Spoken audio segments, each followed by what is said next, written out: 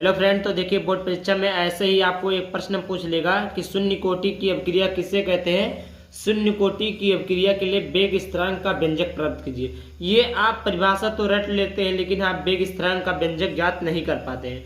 तो देखिए वेग स्थिरांक का व्यंजक में बहुत ही सिंपल वे में मैं आपको बताने वाला हूँ। देखिए वीडियो को पूरा देखिए करिएगा। शुरू में आप लोग देखेंगे बोलेंगे कॉपी पे लिखा हम ये नहीं अच्छा पढ़ा पाता, ऐसा नहीं है। उसके टैलेंट को पहचानिए। लास्ट में अगर वीडियो पसंद आए तो वीडियो को डिसलाइक करिएगा, मैं बोलता हूँ, बट वीडियो को पूरा देख कर जाइए, पूरा समझ कर जाइए। अगर अच्छा लगे तो लाइक करिए, ना अच्छा लगे डिसलाइक करिए, कुछ भी कमेंट करिए, दिक्कत नहीं। बट आपको अगर अच्छा लगे तो आप लोग प्लीज़ चैनल को सब्सक्राइब जरूर कर देना और हाँ वीडियो को पूरा जरूर देखना। जैसे देखिए शून्य कोटि की अपक्रिया किसे कहते हैं। देखिए मैं सिंपल तरीके से समझाने का प्रयास करता हूँ हमेशा।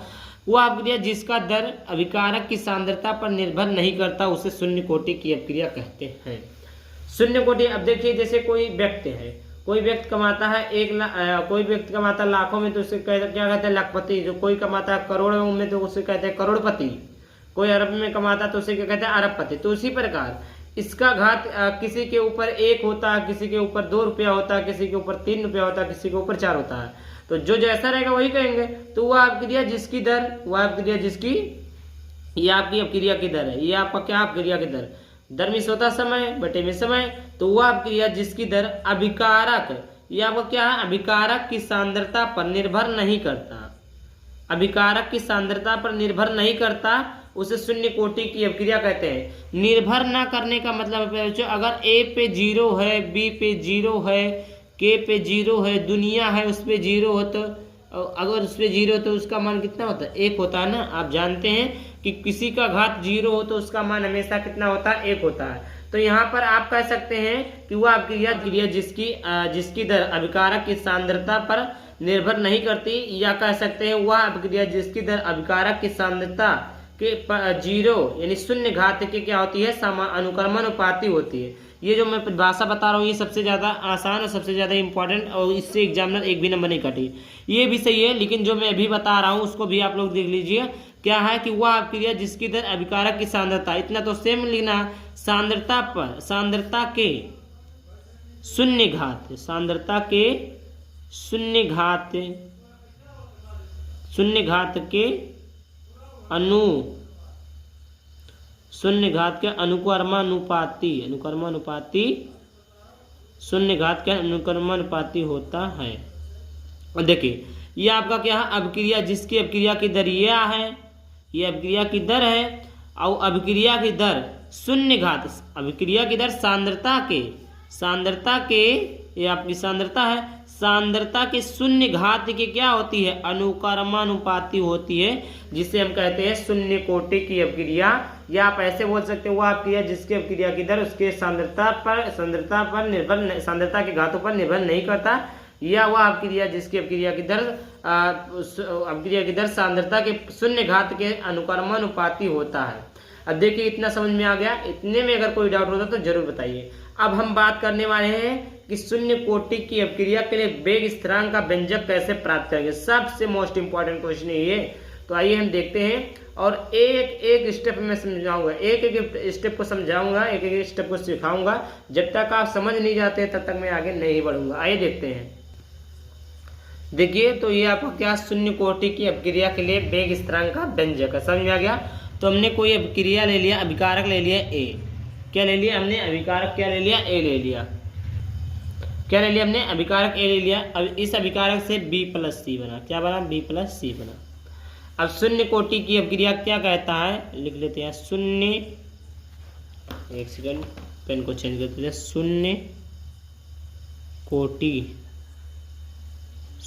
कोटि की अभिक्रिया, शून्य कोटि की अपक्रिया से।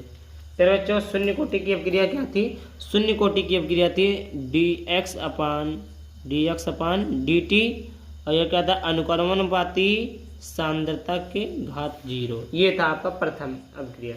अब यहाँ से देखिए dx dt बराबर, अगर हम अनुक्रमानुपाती को हटाते तो एक नियतांक आता है k।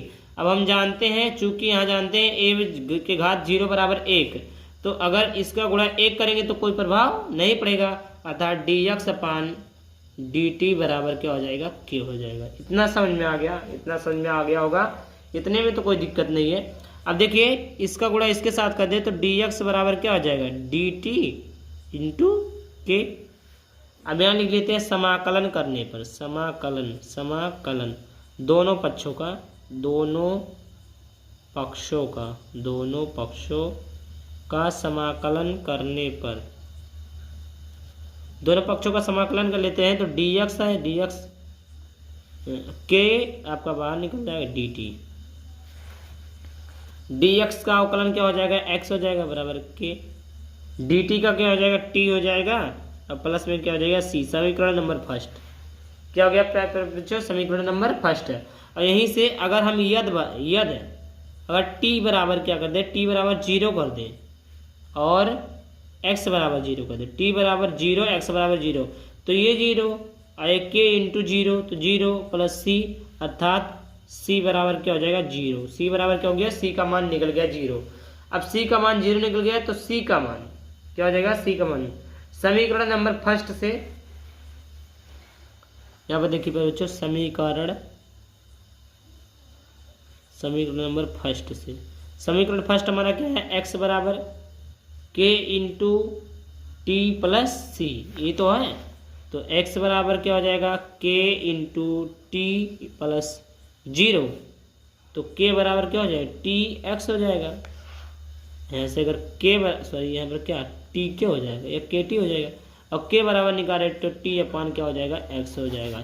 यही क्या है, शून्य कोटि की अपक्रिया के लिए वेग स्थिरांक का व्यंजक है।